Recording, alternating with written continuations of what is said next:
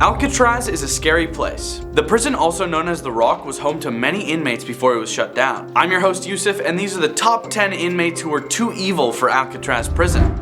Make sure you subscribe and ring that bell to get notified whenever we upload a new video. Anyways, let's get into it. Number 10. Volney Curly Davis. Davis was born in Brooklyn Park, Minnesota, and was seemingly raised to be a bad boy. At the age of just 17, Davis was arrested for the first time in 1919 for stealing a pair of shoes. The grand larcenist was an early member of the Minnesota-based Central Park gang during the 20s, where he met the Barker gang and committed his first major robbery when he and an associate burglarized St. John's Hospital in Brooklyn Park. I'm not sure of the practicality of robbing a hospital instead of a bank, but to each their own, I guess. The night watchman of the hospital was executed during the robbery, and Davis was sentenced to life imprisonment for the execution. Curly escaped prison at McAllister during a mass escape and was recaptured, then escaped again before being sent to Alcatraz. Number 9. Al Scarface Al Capone. Alphonse Gabriel Capone, sometimes known by the nickname Scarface, was an American gangster and businessman who attained notoriety during the Prohibition era as the co-founder and boss of the Chicago Outfit. The Chicago Outfit was an Italian-American organized crime syndicate based in Chicago, Illinois. Capone was widely assumed to have been responsible for ordering the 1929 St. Valentine's Day Massacre, despite being at his Florida home at the time of the tragedy. The massacre was an attempt to eliminate Bugs Moran, head of the Northside Gang, and the motivation for the plan may have been the fact that some expensive beverage, illegally imported from Canada via the Detroit River, had been hijacked while it was being transported to Cook County, Illinois. On March 27, 1929, Capone was arrested by FBI agents as he left a Chicago courtroom after testifying to a grand jury that was investigating violations of federal prohibition laws. He was charged with contempt of court for feigning illness to avoid an earlier appearance. Number 8. James Whitey Bulger. James Joseph Bulger Jr. was an American organized crime boss who led the Winter Hill Gang in the Winter Hill neighborhood of Somerville, Massachusetts, a city directly northwest of Boston. In 1956, Bulger served his first term in federal prison at Atlanta Penitentiary for armed robbery and truck hijack. In 1959, Bulger was briefly transferred to maximum security at Alcatraz Federal Penitentiary in California. Later in his sentence, he was transferred to Leavenworth Federal Penitentiary and, in 1963, to Lewisburg Federal Penitentiary. On December 23, 1994, Bulger fled the Boston area and went into hiding after his former FBI handler, John Connolly, tipped him off about a pending RICO indictment against him. Bulger remained at large for 16 years. After his 2011 arrest, federal prosecutors tried Bulger for 19 executions based on grand jury testimony from Kevin Weeks and other former criminal associates. Number 7. Arthur Doc Barker. Arthur R. Barker was an American criminal and member of the Barker Karpus gang founded by his brother Fred Barker and Alvin Karpus. Arthur Barker was known as the hitman of the gang. His brother and Karpus would plan the attacks, and all Arthur did was execute them. He was arrested and convicted of kidnapping in 1936 and was executed while trying to escape Alcatraz Federal Penitentiary. Barker is described by one writer as a dimwit and a drunk who was not much more than a brutal thug.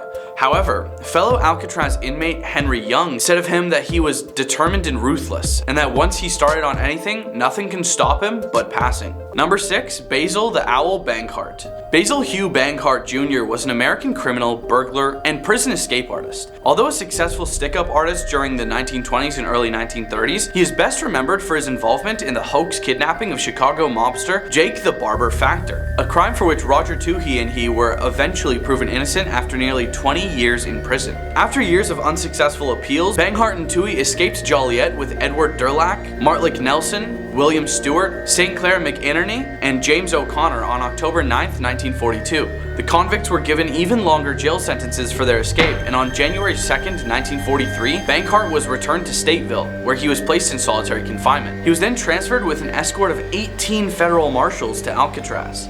Number 5. Harvey Bailey, aka the Dean of American Bank Robbers. Born in West Virginia, Bailey robbed his first bank around the time of 1921, and his last in Kingfisher, Oklahoma on September 9, 1933. He was incarcerated in Dallas on July 8, 1932, until he escaped on June 1, 1933, during a breakout in which the warden was kidnapped and used as a human shield. He was recaptured and found guilty of complicity in the Urschel kidnapping and was sentenced to life in prison on October 7, 1933. Originally sent to Leavenworth, he was transferred to Alcatraz on September 1st, 1934. He was returned to Leavenworth in 1946 and transferred in 1960 to Seagoville Federal Correctional Institution in Texas, where he remained until he was released on March 30th, 1964. While active, Harvey Bailey was one of the most successful bank robbers during the 20s and collected over $1 million in stolen funds. Number 4. Theodore Ted Cole. On December 16, 1937, a dense fog swept through the San Francisco Bay, impeding marine traffic and reducing visibility to near zero on Alcatraz Island. Cole and Rowe, both convicted bank robbers in Oklahoma, had been caught during earlier independent escape attempts from that state's McAllister prison. As escape risks, they were both incarcerated in high-security Leavenworth prison, then transferred to higher-security Alcatraz in 1936. They were given jobs working in the prison's mash shop, a facility at the northernmost point of the island. Cole and Rowe were working in the mash shop. A routine head count at 1 p.m. showed all prisoners accounted for. At the next count at 1:30 p.m., the two men were gone. 2 iron bars and 3 heavy glass panes of a window in the shop had a hole 22 centimeters high and 46 centimeters long. Once through the window, they slipped down to the gate of a high wire fence, concealed by the fog. With a wrench taken from the tire shop, they forced the gate lock and dropped 20 feet to a beach. Their trail vanished at that point. Number 3. Meyer Mickey Cohen. During Prohibition, Cohen moved to Chicago and became involved in organized crime, working as an enforcer for the Chicago outfit, where he briefly met Al Capone. During this period, Cohen was arrested for his role in the executions of several gangsters in a card game. In 1939, Cohen arrived in Los Angeles to work under Benjamin Bugsy Siegel. During their association, Cohen helped set up the Flamingo Hotel in Las Vegas and ran its sportsbook operation. In 1957, Time magazine wrote a brief article about Cohen's meeting with evangelist Billy Graham. Cohen said, "I am very high on the Christian way of life. Billy came up and before we had food, he said, 'What do you call it? That thing they say before food? Grace? Yeah, grace.' Then we talked a lot about Christianity and stuff." Allegedly, when Cohen did not change his lifestyle, he was confronted by Christian acquaintances. His response was this: "Christian football players, Christian cowboys, Christian politicians, why not a Christian gangster?"